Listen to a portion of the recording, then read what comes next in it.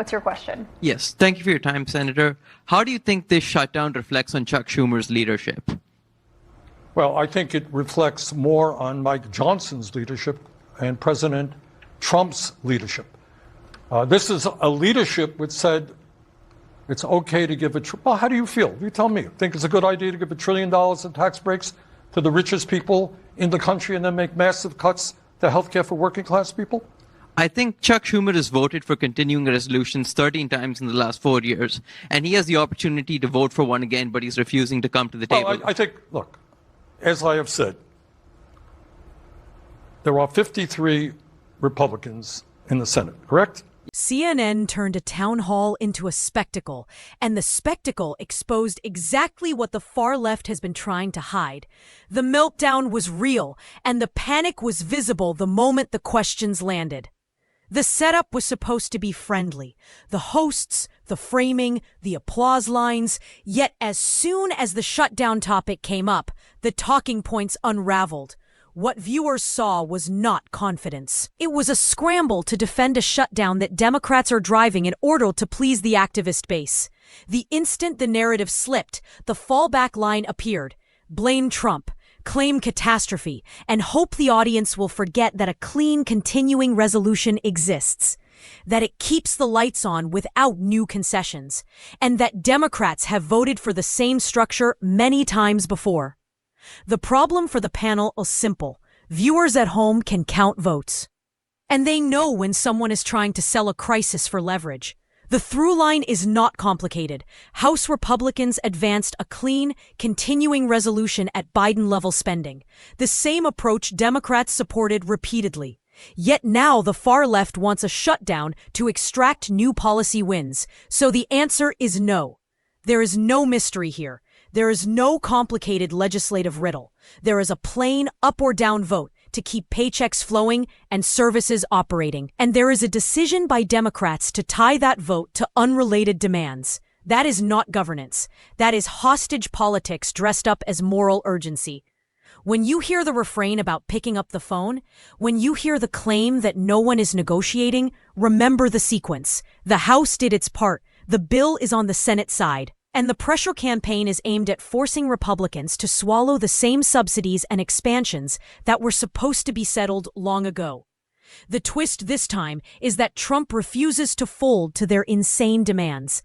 And without that surrender, the activist strategy requires pain, then blame, then a media loop to sell the pain as someone else's fault. The most revealing moment was not a statistic. It was a question about power inside the Democratic Party. Ask whether AOC plans to primary Senator Schumer, and watch the body language shift. The far left smells blood.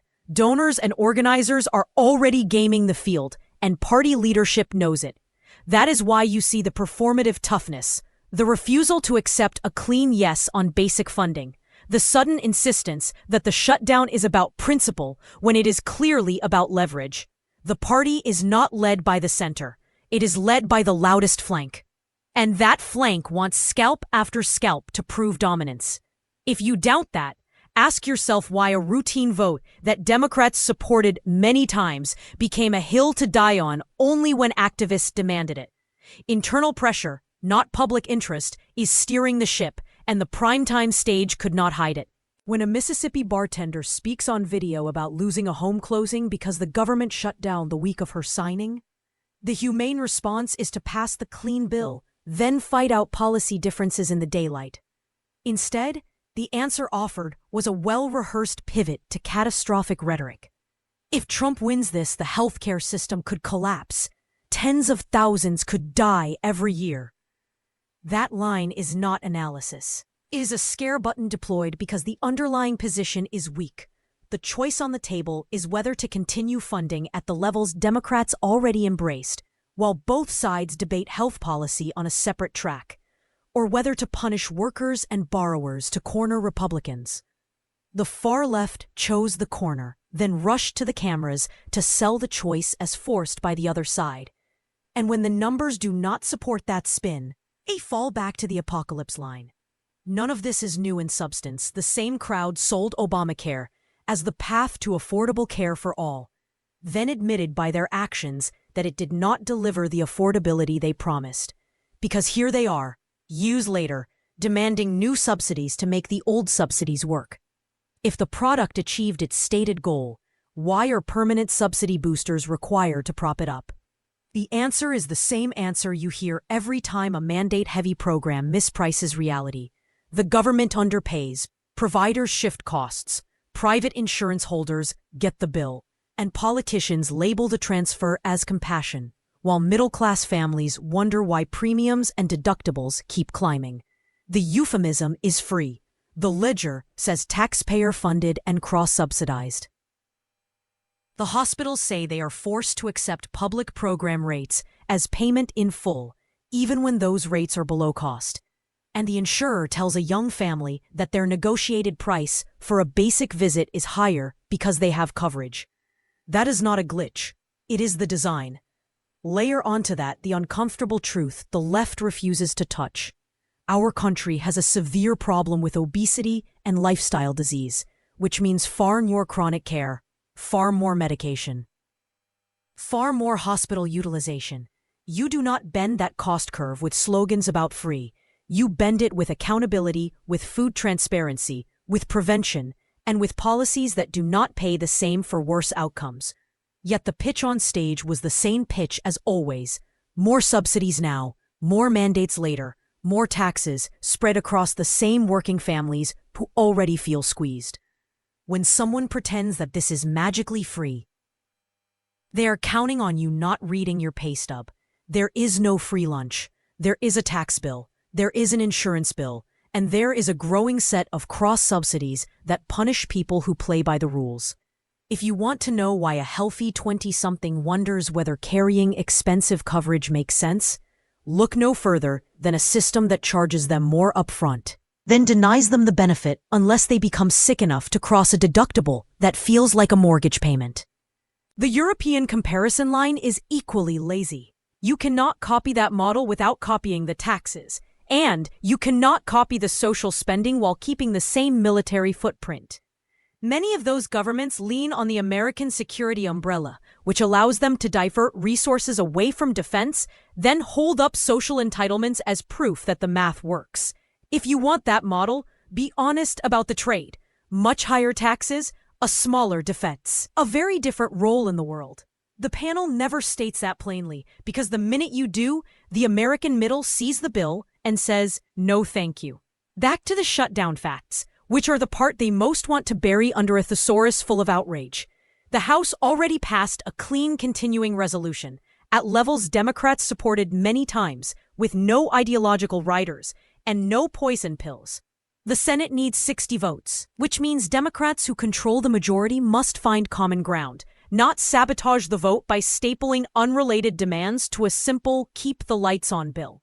The catchy line about picking up the phone is not a policy answer. It is a press clip, because the only phone call that matters is the one where leadership says, take the clean bill, keep the government open, and fight the health policy battle on its own calendar. When roles are reversed, the left calls this tying maneuver extortion. Yet here they are, insisting that Republicans must surrender policy ground they did not lose at the ballot box, or else Americans will suffer.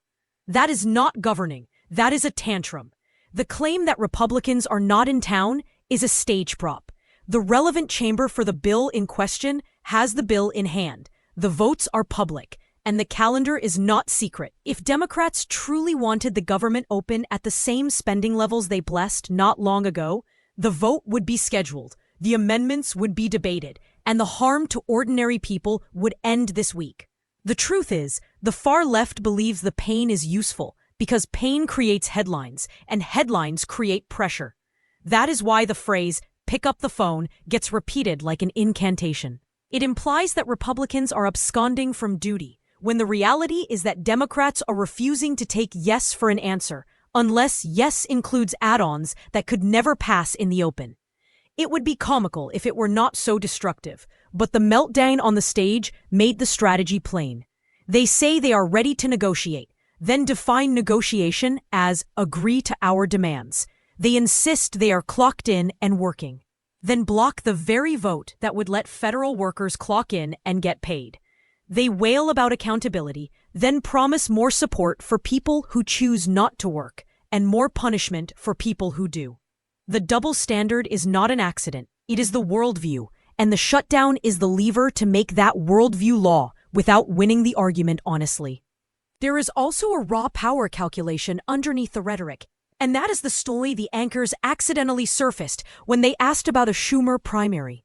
The party leadership is spooked by its own base, and the base is openly threatening to replace anyone who refuses the maximalist line. That is why a routine funding vote is now treated like a civil rights referendum. That is why you see choreographed protests. That is why you will hear about No King's Day and other stunts designed to frame normal process as monarchy. It is branding for a faction fight, not policy, and every day the government stays closed, the faction believes it is gaining ground inside the party, even as it loses the middle of the country. Here is the simplest way to test every claim you hear on television this week. Ask whether the demand relates to the basic question of keeping the government open today, or whether it is a side request bolted on to leverage the moment. If the answer is the second one, you know the truth. The shutdown is not a necessity, it is a tactic. If the tactic is necessary to win the argument, then the argument is not strong enough to win on its own. That is why the panic shows when the hosts press for straight answers, because the dance only works if the audience accepts the premise that there is no other choice. There is another choice. Pass the clean resolution, reopen, then legislate through hearings, markups, and votes, where the math is honest and the public can watch. Trump is refusing to fold to their insane demands, and that refusal is the exact reason the meltdown is happening in public. The old playbook assumed a Republican White House or House leadership would flinch first, gift a concession, declare a bipartisan victory, then spend the next cycle explaining a bad deal to the base. That is not happening, which means the only move left is escalation followed by blame.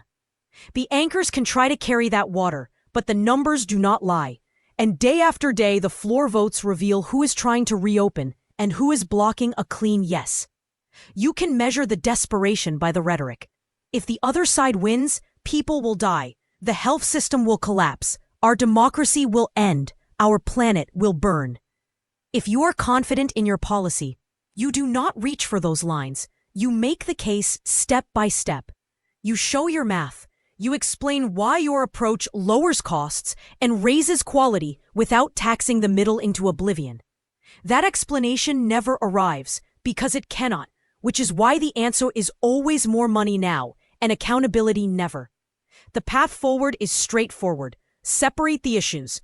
Pass the clean continuing resolution that both parties have supported many times. And get federal workers paid.